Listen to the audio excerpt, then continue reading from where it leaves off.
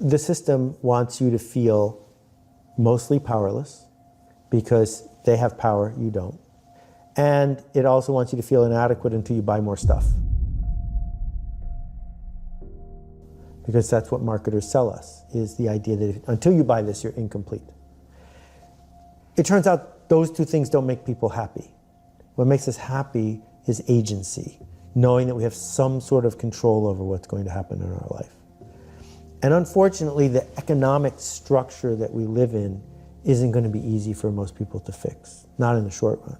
But what we can fix right now is how we respond or react to what's happening in front of us. And my friend Kat Hoke says you can't be curious and angry at the same time. That's interesting. So you get a choice, right? You get a choice in the traffic jam. You get a choice when you're dealing with an angry clerk. You get a choice with a bureaucrat. Am I going to be curious about how this person got to this moment? Or am I going to be angry at this situation? And what we find is that as a parent, as a clerk at 7-Eleven, as a third grade teacher, we could dig deep into emotional labor.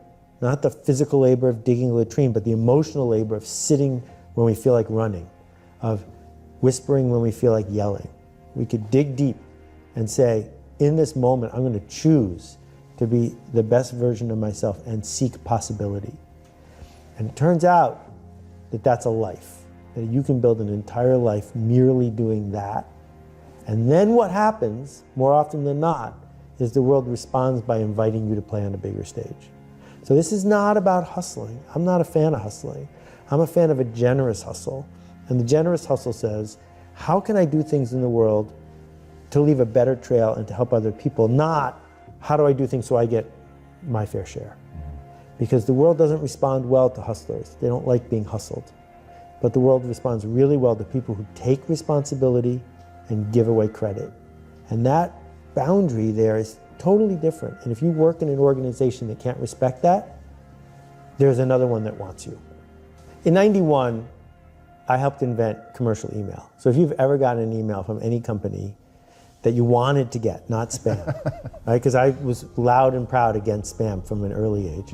I got kicked out of the Direct Marketing Association for my behavior. But permission marketing, that was my invention, years before I wrote the book.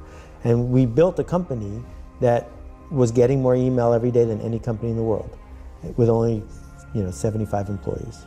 So that was a fascinating ride, and it was energizing. And I sold it to Yahoo right at the peak of the bubble. And then I got a call from Bill Gross, who's a great entrepreneur, and he said, Idealab needs a vice president of marketing.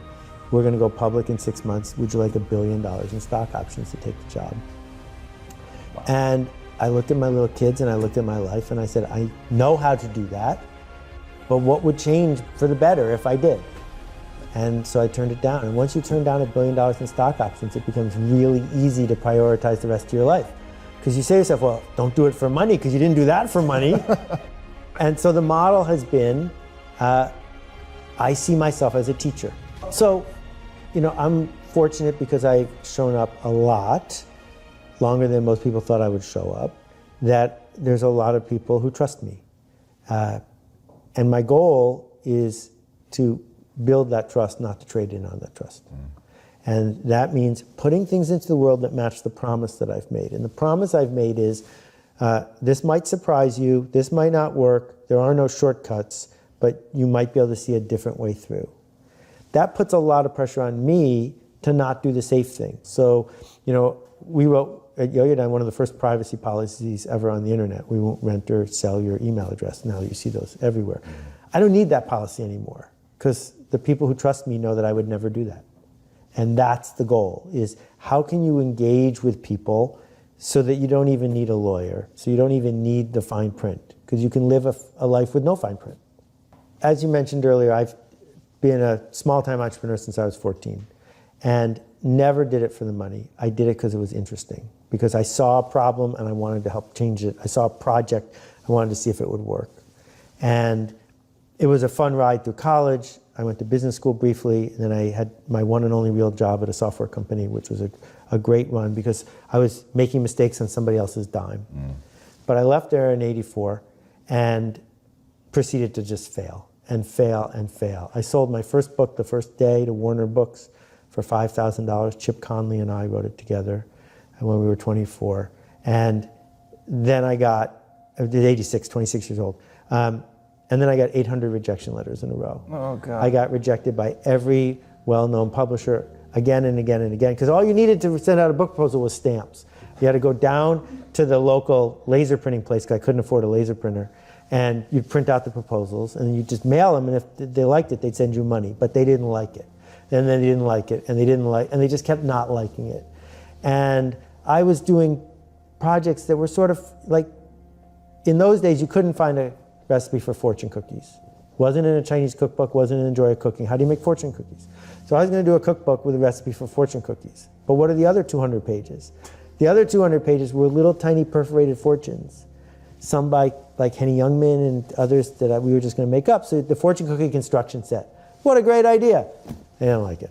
And big books, little books, no one liked the books. And so the question is, how do you hustle harder? How do you get in front of more people? How do you, and I was bringing in spreadsheets, and I was wearing a suit, and I realized that the frustration was turning into anger, and I was almost daring people to reject it so my number could get even higher than 800, right? Once I could relax into the idea that maybe I could do something for other people, things started to go a little bit better. And one project led to another. So those 120 books, I didn't write them. I put together teams. I wrote parts of them. Really complicated almanacs, 600-page books that were basically the internet before the internet. But then a speed bump would come, right? Because you'd spend $1 million or $500,000 to make a book, and then it didn't come through or whatever. And when they did, that whole talk would come back, and I'd be afraid to answer the telephone. And it's all caving in again. And that was the first time I discovered CBT, which for those who haven't explored it, is the single most proven form of therapy. You don't have to go very many times, 3, 4 times. It's a series of techniques. We had a family friend whose kid at the age of 4 had significant OCD. He was washing his hands for hours every day, which if you have a 4-year-old is a very scary thing to watch. Just after 3 sessions, he never did it again. Wow. And the trick, because it's a trick, is, your brain has a loop going on. When that loop gets started is when it's at its weakest. How do you train the kid that when that happens, there's a little intervention? Put a gold coin over here instead of over here. That's a signal. It starts this other thing. A prize occurs. You've completely forgotten that you want to wash your hands. Things like that. So for me, there were certain triggers. And it's like, when I feel that trigger, instead of launching this and launching this and launching this, why don't I do that instead? And about the same time, I had this horrible crackling in my ears. And I went to the ear, nose, and throat hospital in New York, and I explained it to them, and they listened and say, yeah, you have a horrible crackling in your ears. It really bothers me. And they gave me some serious Sudafed, and I slept for a week because I'm very sensitive to that. And I went back and said, I can't take this anymore. And the crackling came back. And they said, well, what makes the crackling start? I go, and I go like this. And they said, don't do that. So I stopped because the crackling was bothering me. I just made the crackling come back right now. But I just stopped making that move, and the crackling went away. Well, the same thing is true with so many of the stories we tell ourselves about business, about sales, about relationships, about customers, about employees. Here we go again. Well, the minute you start saying, here we go again, you have a moment when you could say, well, what if I said something else right now? What if every time I felt that way, instead of pushing someone away, I gave them a hug? Right? That you reprogram that cycle, and it doesn't work every time. People have very serious issues that I'm not minimizing at all. I'm just saying, for me, it made a huge shift in how I decided to be present in the moment and not run away from the lizard, not run away from those things that scared me, but dance with them instead. People who talk to me about writer's block, who talk to me about being stuck, I say, show me your bad writing. And they never have any. Show me the 6 novels you've written that are terrible. They don't have them. Show me the 18 screenplays. They don't have them. Because what they're really saying is, I want to have really good writing, then I'll have some. And in my experience, it begins with really bad writing. If you have enough bad writing, someone can help you make it better. If you have bad taste, you can learn to get better taste. So I don't believe that there's any genetics associated whatsoever with what most people call talent. I think there's an enormous amount of culture associated with it, and I think there's learning associated with it, that you get better at this craft because you're in a culture that rewards you for getting better at it. Like here we are in LA, surrounded by some of the greatest sound and camera people in the industry. Most of the sound and camera people in LA are better than the sound and camera people in Guadalajara. Why? Because there's a cultural loop here that says if you get a little bit better, you're going to get more work, which will get you a little bit better, which will get you more work, and around it goes, right? No one's born being good at manual focus. That's something that you develop a knack for, and the same thing's true with writing. Some people get lucky out of the gate, but they compound that luck because they keep going and they edit, they develop good taste.